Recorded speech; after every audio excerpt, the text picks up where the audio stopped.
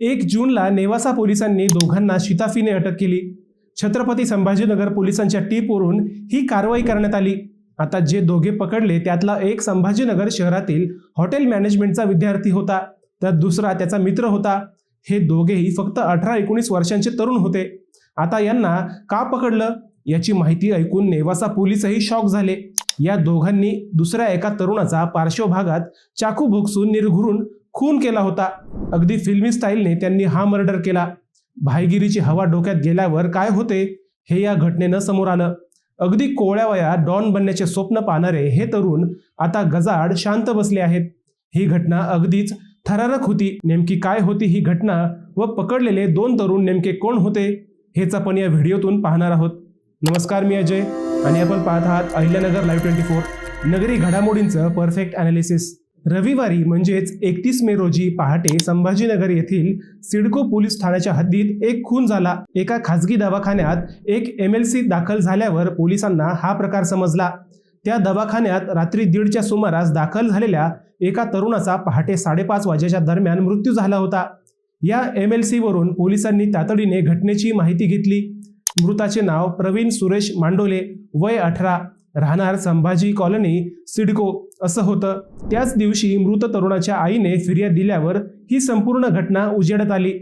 मृताची आई रेणुका मांडोळे हिने दिलेल्या फिर्यादीत म्हटले आहे की शनिवारी रात्री 9:30 वाजता त्यांनी मृत प्रवीण सोबत जेवण केले। त्यानंतर रात्री 10 वाजेच्या सुमारास प्रवीण बाहेर गेला।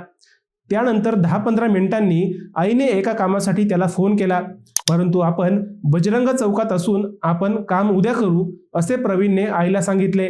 मध्यरात्री 2 वाजता प्रवीणचा मित्र काळू उर्फ शुभम बिल्डा घरी आला।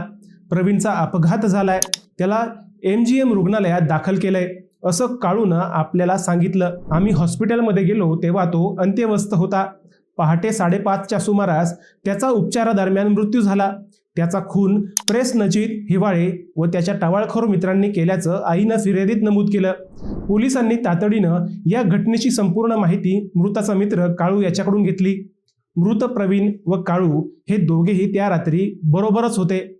प्रसेनजीत हिवाळे, वय 18, राहणार मुकुंदवाडी, सिडको हा शहरातील एका नामांकित महाविद्यालयात हॉटेल मॅनेजमेंटचा विद्यार्थी आहे। त्याचे व प्रवीण याचे पूर्वीचे काहीतरी वाद होते। हिवाळे हा आपल्या काही मित्रांसोबत डॉनगिरी करून रील्स बनवायचा व तेच रील्स सोशल मीडियावर व्हायरल करायचा असंही तपासात समोर आलंय। पूर्वीच्या वादातून प्रसेनजीत याने रात्री 1:30 वाजता प्रवीणला फोन केला, मागचा वाद मिटवायचा आहे, तू रामलीला मैदानावर ये असं प्रसेनजीत यानं प्रवीणला सांगितलं। त्यानंतर प्रवीण व त्याचा मित्र काळू हे दोघेही रामलीला मैदानावर गेले। तेथे चर्चेदरम्यान वाद वाढल्याने प्रसेनजीत व त्याच्या इतर 3-4 मित्रांनी प्रवीणला पकडून त्याच्या पार्श्वभागात चाकू मारला। तो चाकू आरपार घुसला। त्यानंतर पुन्हा दुसरा वारही तेथेच करण्यात आला। अनपेक्षित हल्ला झाल्यामुळे प्रवीण रक्ताच्या थरोळ्यात पडला। हल्ल्यानंतर प्रसेनजीत आणि त्याचे मित्र पळून गेले। त्यानंतर काळू याने आपल्या एका मित्राच्या मदतीने जखमी प्रवीणला दवाखान्यात नेले। भाईगिरीचं खून डोक्यात गेल्यावर काय होतं हे थेट एका खुनानंतर समजलं। उपचार सुरू असतानाच पहाटे 5:30च्या दरम्यान प्रवीणचा मृत्यू झाला। मृत प्रवीण हा फक्त 18 वर्षांचा होता। 10वी पर्यंत शिक्षण घेतल्यानंतर तो लाईट फिटिंगची कामे करून घर चालवायचा।